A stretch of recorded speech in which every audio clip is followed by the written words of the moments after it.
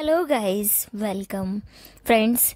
क्या आपको भी ऐसा महसूस होता है कि हाँ, कुछ पार्ट्स जो हैं बॉडी की वो ज़्यादा डार्क हैं हमारी नॉर्मल स्किन कलर से, और आपको ऐसा लगता है कि हाँ, इनको भी ज़्यादा गोरा किया जाए, ज़्यादा क्लीन किया जाए। और जो बहुत सारे आप ऑनलाइन भी इतने सारे डीआईवाईज देखते हैं, कोलगेट लगा लो, सोडा लगा लो या फिर इनो लगा लो। तो गाइस प्लीज़ मैं आपसे रिक्वेस्ट करती हूँ कि इस तरह की चीज़ें बिल्कुल भी अपने पर्सनल पार्ट पर यूज़ नहीं कीजिएगा।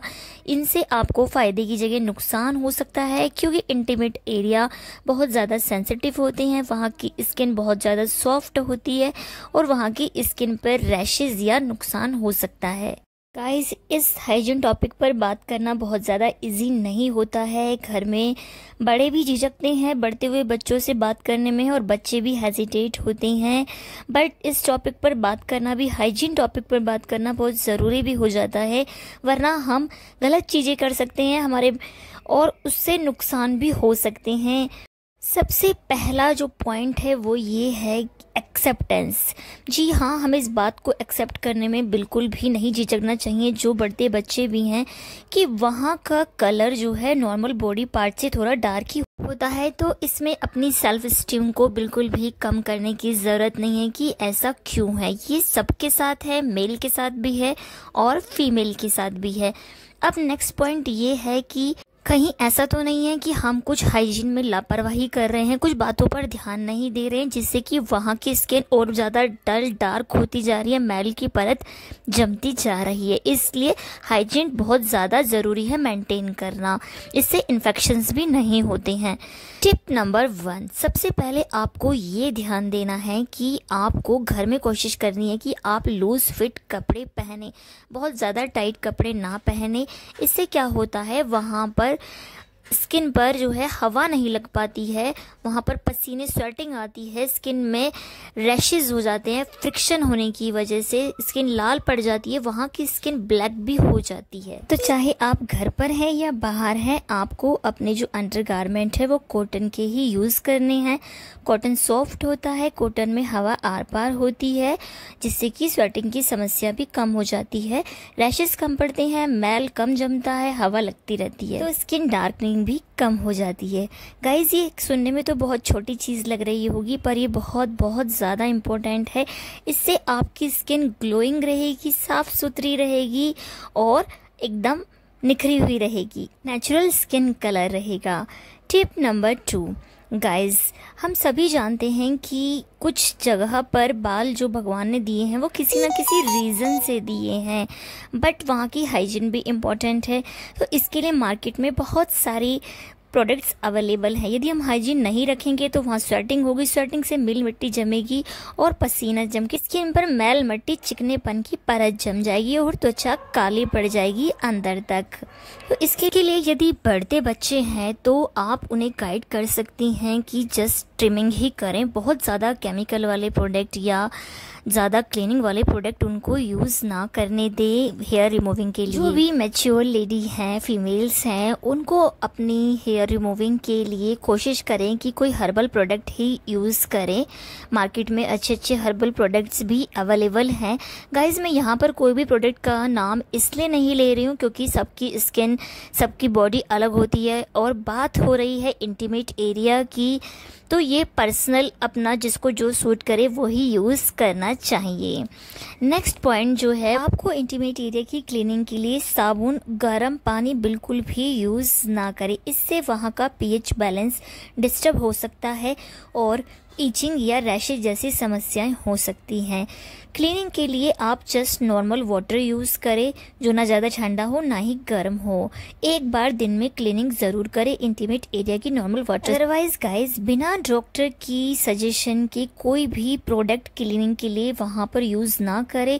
इससे आपको फ़ायदे की जगह नुकसान हो सकता है, क्योंकि हर किसी की स्किन अलग होती है और बहुत सेंसिटिव है, इसलिए डॉक्टरी परामर्श बहुत ज़रूरी है। जब भी आप नहाते हैं हैं तो नहाते समय ही हाथ से मसाज करते हुए वहाँ पर नहाए हल्के हल्के हाथों से, क्योंकि स्किन सॉफ्ट हो जाती है तो जो एक्स्ट्रा डर्ट है, जो डेड स्किन है, वो सारी खुद ही रिमूव हो जाती है, जिससे कि वहाँ की त्वचा ज़्यादा काली, भद्दी और मैली कुचैली होने से बची रहती है। गाइस, अब बात कर लेते हैं स्मेल की। जी हाँ, हर किसी की अपनी बॉडी की एक स्मेल होती है, तो इसमें आपको अपनी स्टीम को लो करने की ज़रूरत नहीं है कि स्मेल है। बट गाइस, यदि हम हाइजीन रखते हैं तो जो इन्फेक्शन या जो गंदे वाली स्मेल होती है वो आने से बच जाती है, वो रुक जाती है। इसके लिए आपको अपने खाने पे ध्यान देना है, अच्छी डाइट लेनी है, खूब अच्छे से पानी पीना है, अपनी इंटीमेट एरिया की अच्छे तरीके से हाइजीन रखनी है, तो बिल्कुल भी स्मेल नहीं होगी। और यदि आपको स्मेल की तब भी प्रॉब्लम है तो प्लीज़ आप डॉक्टर से सजेस्ट ज़रूर करें कि कहीं कोई इन्फेक्शन तो नहीं है इंटरनल, जिसकी वजह से आपको ये प्रॉब्लम हो रही है। इसके साथ साथ आपको अपनी डाइट में दही को शामिल है। फ्रेंड्स, दही हमारी इंटरनल हाइजीन के लिए, इंटीमेट एरिया की इंटरनल हाइजीन के लिए बहुत ज़्यादा अच्छी होती है। आप इसको खाइएगा, अपनी डाइट में शामिल कीजिए अच्छे से, फिर आप खुद देखिए कि आपको स्मेल की प्रॉब्लम बिल्कुल भी नहीं रहेगी। साथ साथ आपको हाइजीन का ख्याल तो रखना ही है।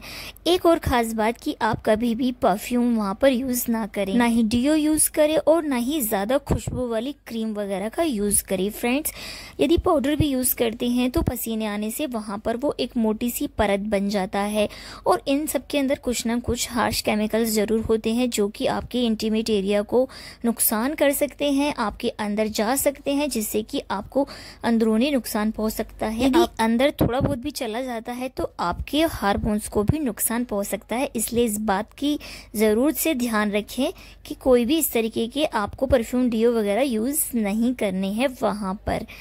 इसके साथ साथ फ्रेंड्स, आपको जो आप DIY यूज़ कर सकते हैं जिससे कि खुशबू भी बनी रहेगी और बिल्कुल भी आपको कोई नुकसान नहीं पहुंचेगा, वो है उपटन। जी हाँ, मार्केट में जो हर्बल उपटन मिलते हैं, बॉडी उपटन्स जो मिलते हैं, जिनमें कि नेचुरल हर्ब्स जैसे कि बेसन, मुल्तानी मिट्टी, चंदन पाउडर वगैरह चीज़ें होती हैं। ट्रस्टेड ब्रांड का आप ले सकते हैं जो कि सॉफ्ट और जेंटल हो स्किन के लिए, या फिर आप घर में भी जो अपनी स्किन पर यूज़ करते हैं और बॉडी पर आप पहले से यूज़ करते आए हैं, उनको आप हल्की थोड़ी मात्रा में अपनी थाइस के आसपास लगा सकते हैं और अपने पेट के नीचे आप उसको यूज़ कर सकते हैं। बस ध्यान आपको ये रखना है कि बहुत ज़्यादा इंटरनली उसको आप यूज़ नहीं करना है, वो भी जिससे कि अंदर ना जाए। तो गाइज, यदि इन सभी टिप्स का आप ज़रूर से ध्यान रखेंगे तो आपकी स्किन साफ सुथरी, ग्लोइंग, बिल्कुल नेचुरल कलर में रहेगी। और बिल्कुल भी अपने स्किन को लो मत कीजिए, क्योंकि कुछ चीज़ें नॉर्मल है, नेचुरल है और मेल फीमेल सबके साथ है। गाइज, यदि ये वीडियो आपको इन्फॉर्मेटिव लगी हो, हेल्पफुल लगी हो, तो चैनल को सब्सक्राइब कीजिए, लाइक, कमेंट, शेयर ज़रूर कीजिए। इस वीडियो के बाद आपको कुछ भी अच्छा लगा हो तो ज़रूर से फीडबैक देना ना भूलें। मिलते हो नेक्स्ट वीडियो में, तब तक के लिए बाय बाय फ्रेंड्स।